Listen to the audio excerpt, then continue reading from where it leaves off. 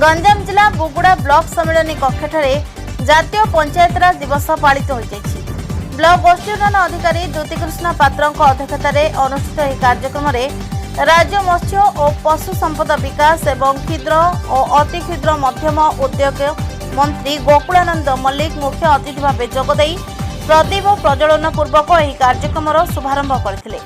यह अवसर में मंत्री श्री मल्लिक राज्य सरकार का विभिन्न जन कल्याणकारी योजना संपर्क में उपस्थित जनसाधारण को अवगत कराइथिले। योग्य हिताधिकारी अंत्योदय गृह योजनार कार्यादेश एवं हिताधिकारी सरकारी भत्ता एवं नूतन खाउटी कार्ड बंटन करथिले।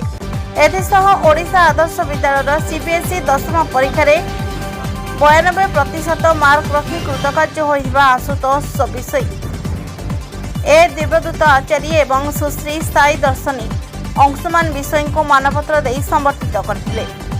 उक्त कार्यक्रम में ब्लॉक उपाध्यक्ष मानस रंजन प्रधान जिला परिषद सभ्य गंगापाणी जेना समेत जनप्रतिनिधि विभागीय अधिकारी उपस्थित रही कार्यक्रम को सफल करथिले।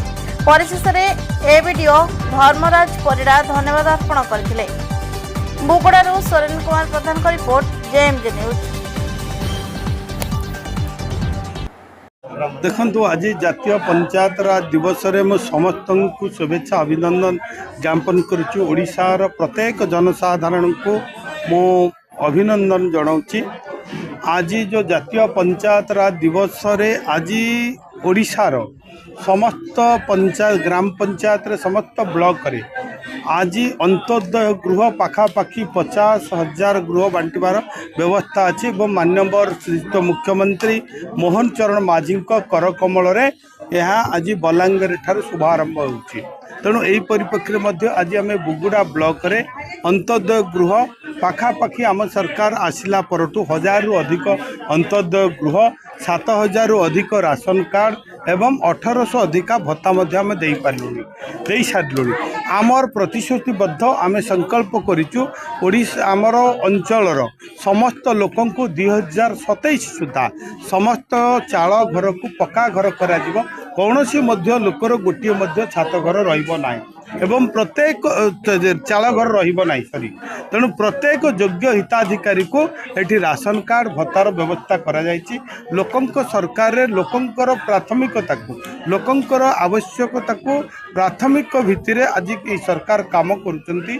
त्वरान्वित भाव में प्रत्येक गाँव को गाँव विकास करा जाउछि, इंफ्रास्ट्रक्चर डेवलपमेंट करा जाउछि एवं जो आम सरकार जो रही अभिप्राय अंतर्दय समाजर अंतिम शेष भाग थिबा लोकटी को समाजर मुख्य स्रोत में सामिल करवा तार खाद्य तार बासगृह एवं अन्यान्य कथा जो पीएम किसान सीएम किसान सुभद्रा यही अनेक जो सरकारी योजना रही से पाखे पहुँचवा हो सरकार मूल लक्ष्य और विशेषकर आज पंचायत राज दिवस रे जो लोकंक सरकार लोकंकर हक लोकंकर अधिकार को मध्य ए सरकार अत्यंत गुरुत्व दौरान एवं लोकंक पाई ए सरकार एवं काम कर।